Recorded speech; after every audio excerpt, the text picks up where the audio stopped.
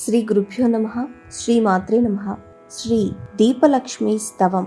అంతర్గృహే హేమ సువేదికాయా సమ్మార్జనాలేపన కర్మ కృత్వా విధానధూపాతుల పంచవర్ణం చూర్ణ ప్రయుక్తాద్భుత రంగవల్యా అగాధ సంపూర్ణ సరస్సమాని కోసర్పిషాపూరిత మధ్యదేశే మృణాలతం తు కృతవర్తియుక్తే పుష్పావతంసే తిలకాభిరామి పరిష్కృతస్థాపిత రత్నదీపే జ్యోతిర్మయీం ప్రజ్వలయామి దేవీ నమామ్యహం మత్కులవృద్ధిదాత్రీ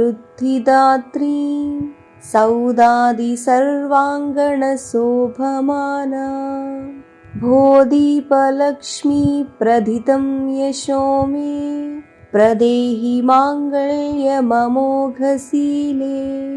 భర్తృప్రియాం ధర్మ విశిష్టశీలా కురుష్వ కళ్యాణ్యనుకంపయా మాం యాంతర్బహిశ్చాపి తమోపహంత్రీ సంధ్యాముఖారాధిత